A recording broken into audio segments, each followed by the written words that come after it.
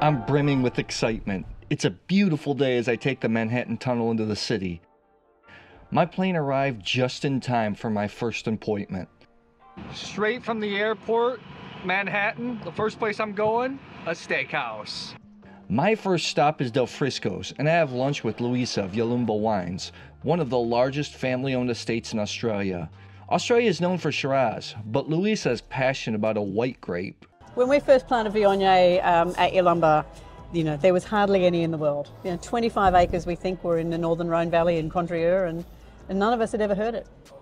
And even when I studied, wine at one of the great winemaking schools in Australia, and arguably around the world at Roseworthy, I didn't taste it. And I'm sure I wasn't hungover during that lecture. I'm sure we just never heard about it, never tasted it. It certainly wasn't in our vineyard where we went out and did all our ampelography. So it's been such a wonderful variety to learn about, to experiment with, and really for us to create our own style. And that's not something that winemakers get to do all the time. One of the best Viogniers I've ever had, along with some great Condrieu, is Virgilius. And you actually suggested to have it with steak, which it worked. I was super skeptical. Well, I think Viognier is one of the all-time great varieties with food.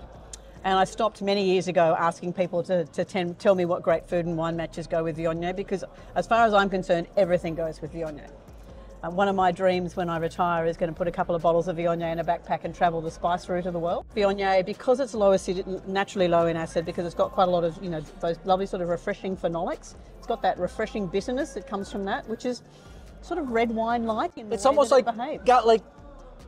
I hate to say it, because it has the bitterness, it almost can kind of act like a Pinot Noir. It's a little oily. Absolutely. In terms, and there's a lot of red wineness about Viognier, apart from the fact that it hasn't got any colour.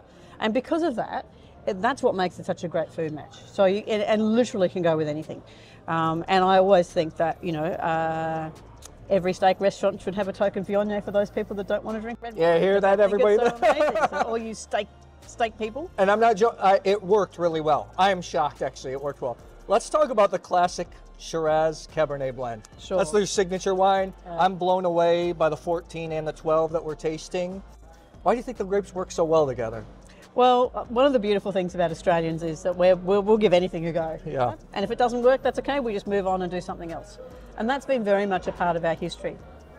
Unlike Viognier, that really was only planted for the first time in Australia in 1980, Cabernet and Shiraz have both been there since the early days of Australian settlement and Australian grape growing. And in the Barossa, which is where we are in South Australia, Cabernet and Shiraz were both planted in the 1840s. Yeah. And I imagine, people that have bought both Cabernet and Shiraz vines and they've planted them in their vineyard and they've made a Cabernet and they've made a Shiraz, but they really only want to have one red wine. And in those days, wines weren't described by varieties, they were described by styles. So full-bodied red wine in the Barossa in the late 1800s would have been a claret. And both of these varieties are great claret varieties. Blended together, they make an even more beautiful one. And what I love about it is that dry, for us, I think about Cabernet as, it's a bit more serious, so you just sit up a bit straighter, and it's got this beautiful line of tannins, and it's cool in its flavours, and it's serious. And then the Shiraz sort of comes along and, wraps around it and gives it a big hug. A big Aussie hug. A big Aussie hug and says, don't be so serious, Cabernet. Together we're going to make this amazing wine that's going to be delicious as a young wine, but also a wine that's got the pedigree and the ability to last and sell it for those. So for those people that like to collect wine, this is a great blend to collect. I take a stroll around my favorite city in the world. I need to come back here more often. I cannot express how much I love New York City. For me, it's the energy thing. The city is just always buzzing, and this week is like the Super Bowl for fine wine. Winebow was kind enough to sponsor my trip, and during the evening I attend Winebow Live. This year, we'll get unlimited barbecue. There are plenty of wine personalities like my friends Jeff and Mike, aka the World Wine Guys, Jean-Charles Boisset, and Mark Hochar of Chateau Moussard, just to name a few. And escape from the chaos and noise of our daily lives. The live band comes on and we party well into the night.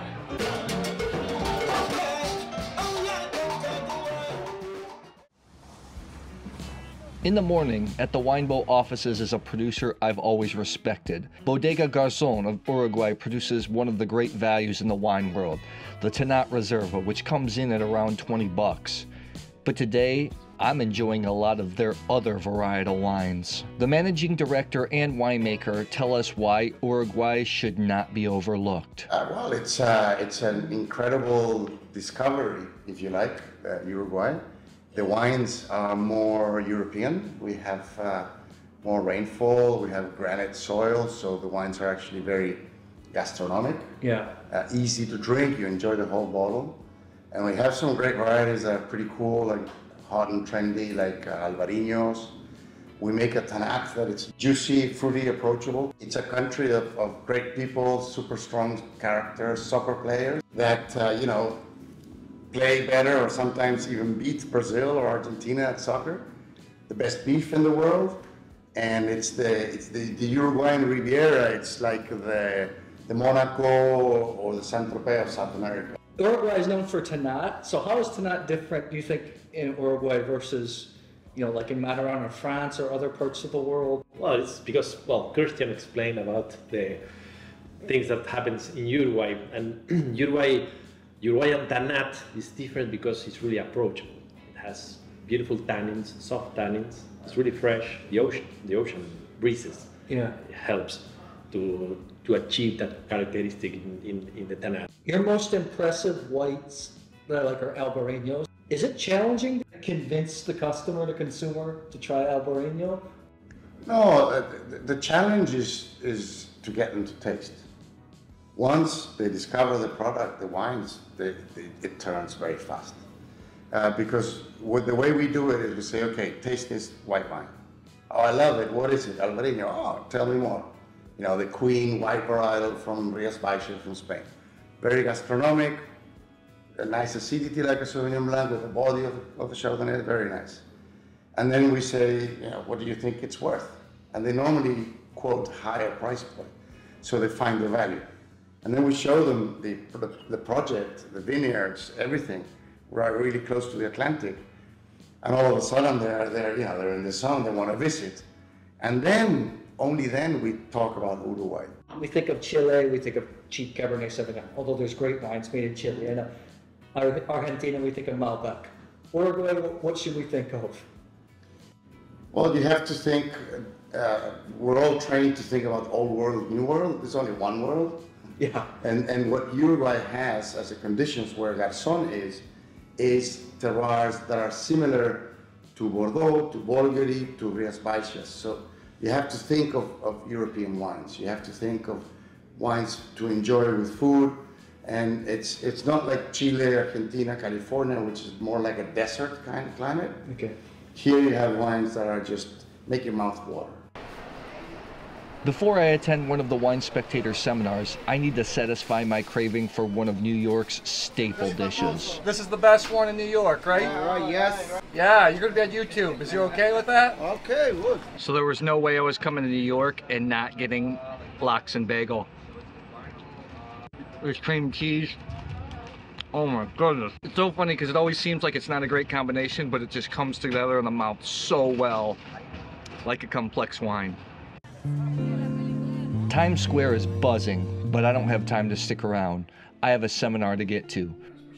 The first of the day is a vertical of Lokoya, one of the coveted Napa Cabernets from Mountain Terroir. I've met the winemaker Chris Carpenter before, but in a room with 900 people, there's no time to schmooze. The event I came for is the Chef's Challenge, where great chefs like Eric Riepert of the 3 Michelin star Le Bernardi and Emerald Lagasse whip up dishes and pair wines. Bruce Sanderson, a senior editor of the Wine Spectator, also chooses a wine. Okay, let's move on. So it's a little challenge. First is a salmon roulette, prepared by Eric Riepert. My favorite pairing is a sparkling wine from Portugal's renowned producer, Luis Pato. Next is a scallop crudo, and I love the Alvarinho from Rias Baixas in Spain.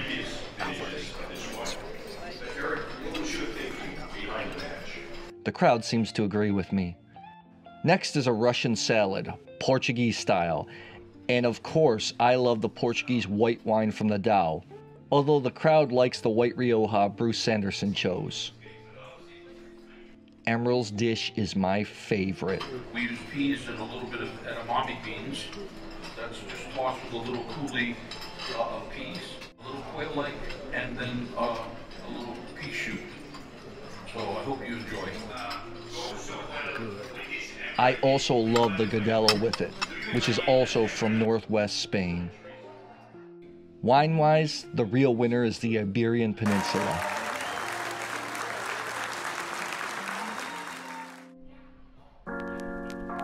It's not often you get to lunch with a wine icon. That's exactly what Henschke is, one of Australia's and the world's great producers.